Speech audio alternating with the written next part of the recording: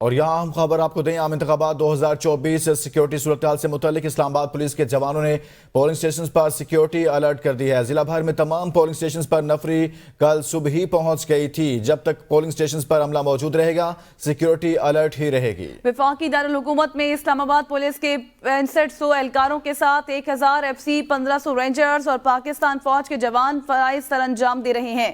اسلام آباد police traffic head quarter فیض آباد آج کھلا رہے گا، جبکہ جن شہروں کے چلان شناختی کارڈز پر ہوئے ہیں وہ فیض آباد سے وصول کر کے اپنا حق کی رائے دہی استعمال کر سکتے ہیں۔ شہر میں 2000 اہلکار سرکاری اور غیر سرکاری گاڑیوں پر گشت کریں گے، جن پر پاکستان کے جھنڈے آویزاں کیے گئے ہیں۔ کسی بھی غیر معمولی سرگرمی کی اطلاع پر 15 یا ICTD 15 ایپ پر آپ اطلاع دے سکتے ہیں۔ اسلام آباد کی سیکیورٹی سے متعلق آپ کو بتا رہے ہیں، 3 قومی اسمبلی کے حلقے ہیں اور مختلف یہاں پر سیکیورٹی کو لے کر اقدامات اٹھائے گئے ہیں۔ اسلام آباد پولیس کے جوانوں نے پولنگ سٹیشن پر سیکیورٹی الرٹ کر دی ہے۔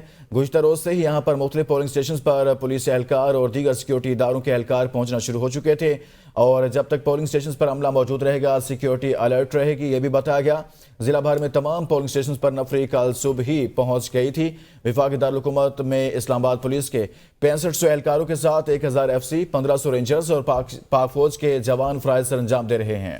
جی ہاں، 3 حلقے ہیں اسلام آباد کے NA 46, 47 اور 48، اور چونکہ یہ کیپٹل ہے اور یہاں پر امن و امان کی صورتحال رہتی ہے، لیکن اس کے باوجود یہاں پر جو سیکیورٹی تھی وہ کل صبح ہائی الرٹ تھی، لیکن ابھی جب پولنگ کا وقت شروع ہوا ہے 8 بجے، تو اس کے بعد بھی جو رینجرز تھے، پاک فوج کے اہلکار تھے، پولیس اہلکار تھے، وہ وہاں پر تعینات کر دیے گئے ہیں اور ہائی الرٹ سیکیورٹی کر دی گئی ہے۔ اسلام آباد پولیس ٹریفک ہیڈ کوارٹر فیض آباد آج کھلا رہے گا اور اپنا حق رائے دہی تمام افراد، تمام ووٹرز استعمال کریں گے۔ کے متعلق یہ اہم اپڈیٹ سامنے آ رہی ہے کہ ہائی الرٹ کر دی گئی ہے۔ اسلام آباد پولیس ٹریفک ہیڈ کوارٹر فیض آباد آج کھلا رہے گا۔ جن شہروں کے چلان شناختی کارڈ پر ہوئے وہ فیض آباد سے وصول کر کے اپنا حق رائے دہی استعمال کر سکتے ہیں۔